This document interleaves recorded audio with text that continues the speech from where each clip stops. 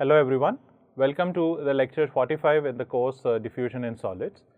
Today's is the last lecture of the week 9, so it will be as always tutorial lectures where we will be talking about some questions related to nuclear methods, the grain boundary diffusion, dislocation diffusion and so on. So, let us begin. The first question is the recoil free emission and absorption of gamma radiation by atomic nuclei is known as, this is a very direct question, we talked about this, this is known as the Moss-Bayer effect. Rest all three are actually related to mechanical stresses. So, this is the correct answer is the C. So, this is the recoil free emission and absorption of gamma radiation.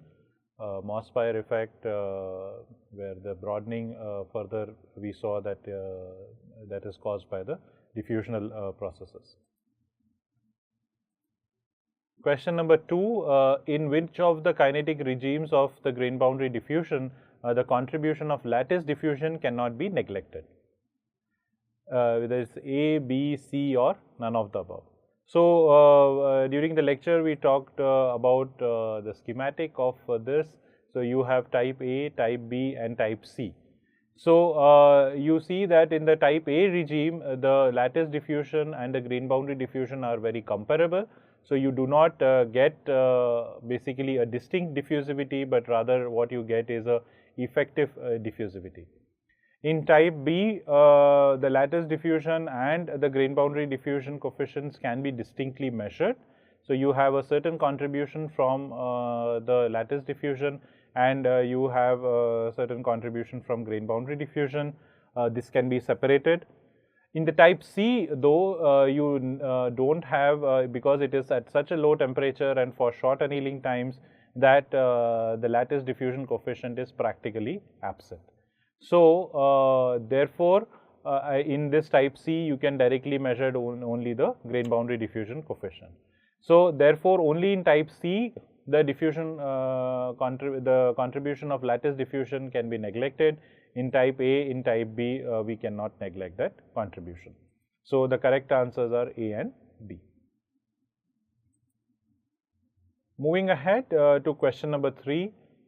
So, again as I have repeatedly said in previous tutorial lectures, please try first solving yourself before you see the answers. Now, which of the following statements are true regarding the diffusional broadening of the Moss-Bayer spectrum? So, we know that the Moss-Bayer spectrum, the resonance line of the peak gets broadened due to the diffusional process. Now, the first option is the broadening is measurable at high homologous temperature. So, that is correct because at high temperatures you have the enhanced diffusion, and that is where the diffusing atom that resides on one lattice side, it stays there only for time tau bar between the two successive jumps. Now, if this tau bar is similar or less than tau n, then the molecule Moss-Bayer atom changes its position during the emission, and that is what leads to the broadening of the peak. So, yes, the broadening is measurable at high homologous temperature because there the diffusion is enhanced, so you can get certain measurable peak change, peak width change. Broadening is directly proportional to the diffusion coefficient. So, that is also correct. The third is it is observed when the mean time between successive jumps is significantly more than the lifetime of the excited MB level. Or fourth is it is observed when the mean time between successive atomic jumps is significantly less than the lifetime of the excited MB level. So, this option D is correct because what it means is the mean time between successive jumps is significantly less. That means by the time the lifetime by the time the excited MB level comes to the ground state, in that time if several atomic jumps have already taken place, because the mean time is less between the successive jumps, that gives rise to more broadening. okay, because that means that now effectively this q vector or the wave is cut into short packets. So, the broadening is more when the mean time between the successive jumps is significantly less than the lifetime of the excited MV level. So, the correct answers are A, B and D. The fourth question is Moss-Bayer spectroscopy is sensitive to elementary atomic jumps. Is this true or false? So, if you see when we discuss the Moss-Bayer spectroscopy in the diffusion models, the random jumps on a Bravais lattice, the sigma is written as FDW, which is sigma is proportional to FDW multiplied by delta gamma, which is a function of q, where delta gamma is full peak width at half maximum.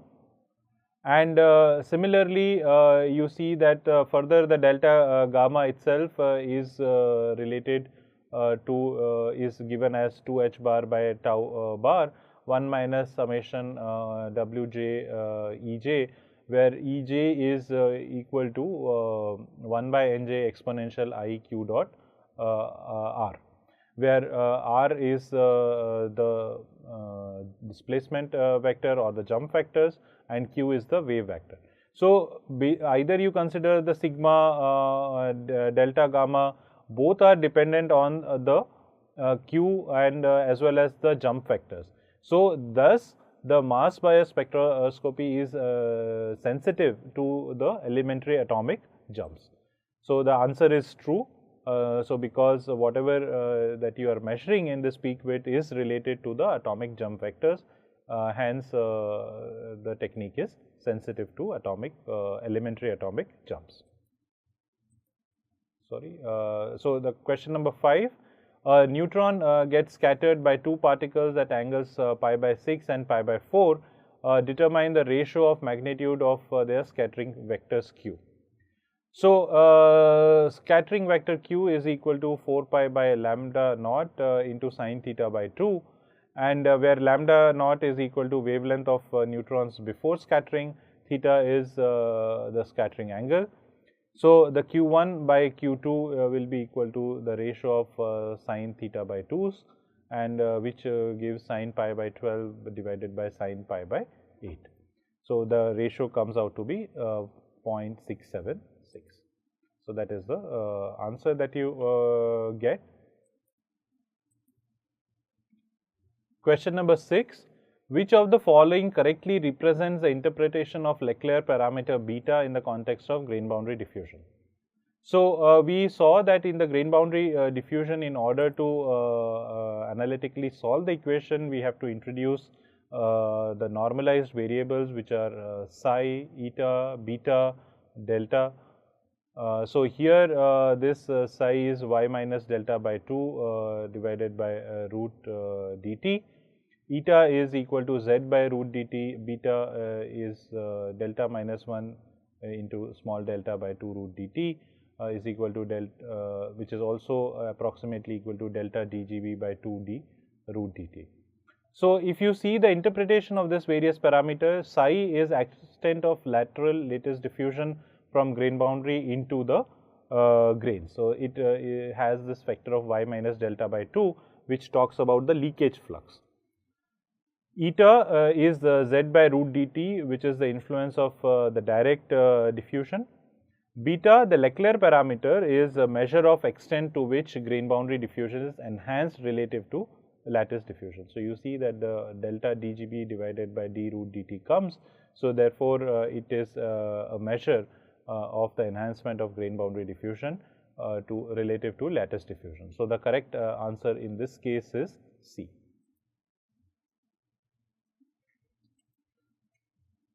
Moving ahead, grain boundary diffusion of nickel is measured in a fine grained COCR Fe alloy, where the grain size is 300 nanometer. Now, the annealing was carried out at 673 Kelvin for 2 weeks. Which kinetic regime does the experimental conditions correspond to? For the nickel bulk diffusion, D naught is given 1.2 into 10 power minus 4 meter square per second, and Q is equal to 303 kilojoule per mole. Assume the segregation factor to be unity. So, first let us calculate the bulk diffusion coefficient, because that is where the term comes into several parameters. So, the D is written as D naught exponential minus Q by RT. Please be careful with the units again. So, you get D is equal to 3.64 into 10 to the power minus 28 meter square per second.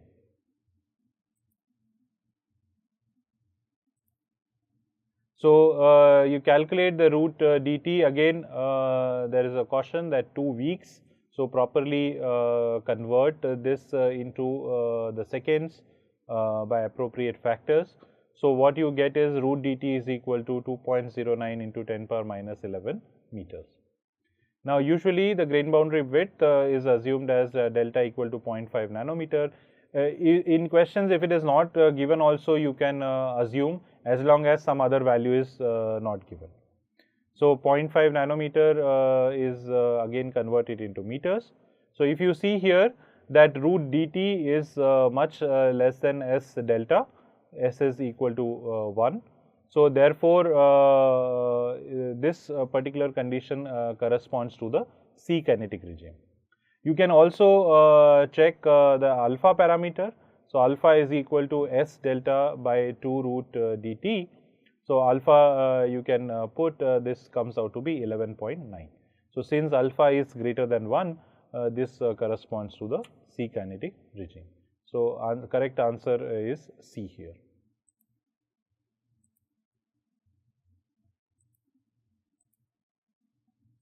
Question number 8. For a typical grain boundary diffusion experiment conducted in a B-type kinetic regime, which of the following statements hold true? So, if you look at this is how the B kinetic regime, this is the schematic where you have a distinct contribution of lattice diffusion. The grain size is sufficiently large so that you do not have the neighboring fringes, neighboring grain boundary fringes overlap, and you can distinctly measure the diffusion coefficients of lattice as well as the grain boundary. However, what you get directly is the triple product, which is given as S dGB delta, which is equal to 1.308 root d over t multiplied by the slope minus dou c bar by dou z to the power 6 by 5 whole to the power minus 5 by 3. So, now let us look at these options. The first is contribution of lattice diffusion is negligible. This is not correct, because we do have a certain contribution of lattice diffusion here. A distinct contribution from lattice and grain boundary diffusion is observed. This is correct. Remember, when we talk about akinetic regime also there is a lattice diffusion contribution, but you cannot separate out these two, grain boundary and lattice, in the akinetic regime. In the B kinetic regime, you can. The grain boundary diffusion tail varies linearly as a function of depth squared. This is not right, because you have both the contributions, you no longer have the z square dependence. The grain boundary diffusion tail varies linearly as a function of z power 6 by 5. So, this is what is the correct option. This you can see in the expression here as well. So, the correct options are B and D.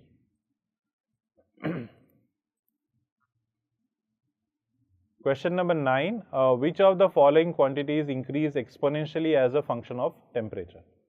Lattice diffusion coefficient, grain boundary diffusion coefficient, grain boundary triple product, or the segregation factor. Now, here pay attention that these are the temperature variation for all of them. P is equal to P naught exponential minus QGB by RT. S is equal to S naught exponential delta H segregation by RT. DGB is equal to DGB naught exponential minus delta H GB. So, this you can write QGB as well, divided by RT, and lattice diffusion coefficient D is equal to D naught exponential minus delta H by RT. So, all the three P, DGB and D, they have a exponential dependence. So, here there is a minus term. Okay. So, remember when you have a minus term and you have the T in the denominator, that means if you have a higher temperature, higher the temperature, lower is this fraction, but because there is a minus, so the lower the fraction is in the minus, the exponential term actually increases. However, carefully look at the segregation factor expression, where there is a no minus here. So, higher the temperature, lower is this fraction, and since there is no minus, so the exponential will decrease. So, the segregation factor alone will not increase exponentially, but rather decrease exponentially as a function of temperature. So, this is also what is seen that solutes or the foreign atoms tend to segregate at lower temperatures more. As the temperature goes higher and higher, the segregation becomes less. So, the correct option in this case is A, B and C. Question number 10, QENS, which stands for quasi-elastic neutron scattering, is suitable for measuring diffusivity of which of the following elements? So, hydrogen, vanadium, iron and tin. So, this is the correct option directly can be given as A and B, hydrogen and vanadium. Iron and tin are more suitable isotopes for mass paired spectroscopy. Now, let us try to solve one numerical question. During the grain boundary diffusion of iron in nickel at 600 Kelvin, the concentration C within the grain and CGB within the grain boundary is given by this expression. C is equal to 3y square plus 5p z square minus 2. CGB is equal to 5y square plus 2z square minus 4. What will be the value of P for Z equal to 0.01 microns? And what will be the ratio of lattice diffusion coefficient to grain boundary diffusion coefficient? Assume width of grain boundary is 0.5 nanometers and segregation factor to be unity. Now, to solve this question, okay, so finally, first the correct answer has appeared, but here you have to see in this case how do you arrive at this answer also. So, given that C is equal to 3y square plus 5p z square minus 2 and CGB is given as 5y square plus 2z square minus 4. Now, let us assume that the Fisher model is valid.